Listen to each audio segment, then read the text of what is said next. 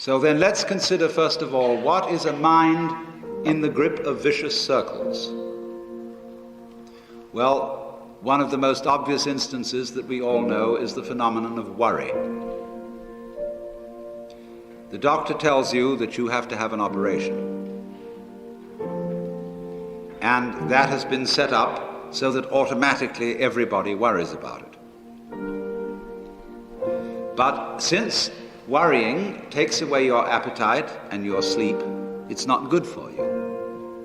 So the doctor tells you not to worry because he wants you on the operating table in a state of good health, well rested, etc.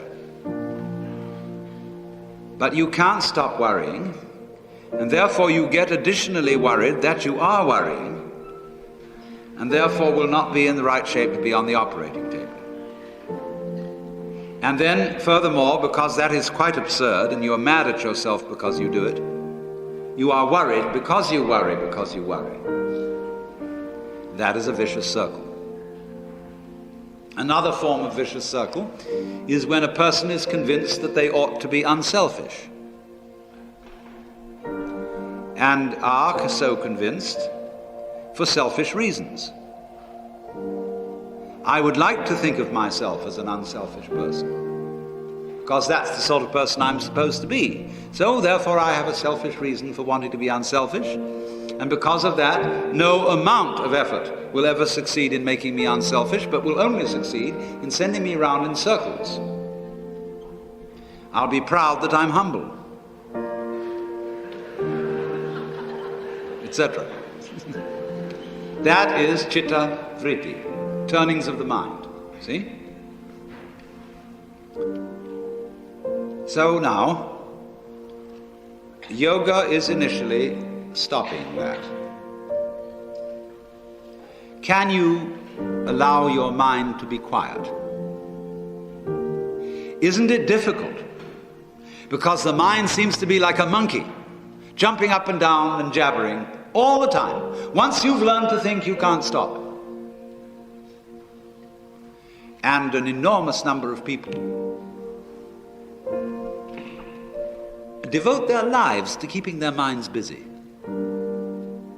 and feel extremely uncomfortable with silence. When you're alone, say in a doctor's waiting room, which may be very uninteresting, nobody's saying anything, there's nothing to do, there's this worry, this lack of distraction. I'm left alone with myself, and I want to get away from myself. I'm always wanting to get away from myself. That's why I go to the movies, that's why I read mystery stories, that's why I go after to girls or anything that you do, or get drunk or whatever. I don't want to be with myself. I feel queer. I feel like, you know how it is when you run your fingernails up a blackboard on a cold day? Creepy. So, well, why do you want to run away from yourself? What's so bad about it? Why do you want to forget this? Why do you want to become absorbed? Because you are addicted to thoughts. And this is a drug, a real dangerous one. Compulsive thinking, going on and on and on and on and on all the time. It's a habit. As you keep telling yourself where you are, who you are, what's going on, how good it is, how bad it is, reading the newspaper of your mind. You know a lot of people, they get hold of a newspaper, and the newspaper reads them, they don't read it.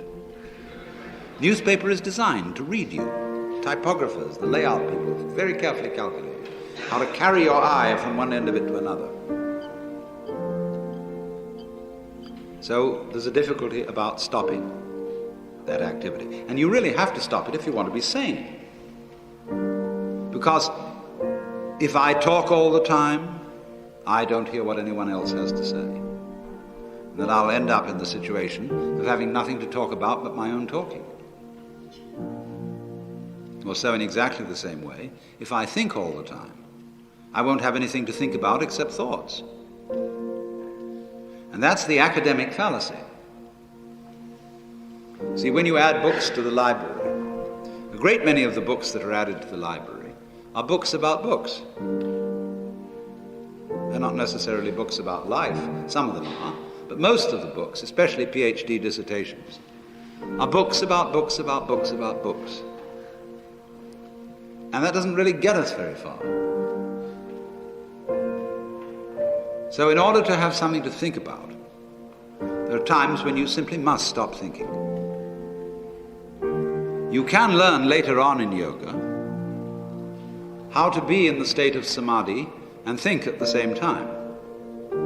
But first of all, you have to learn how to stop thinking. Well, how do you do that? The first rule is don't try to.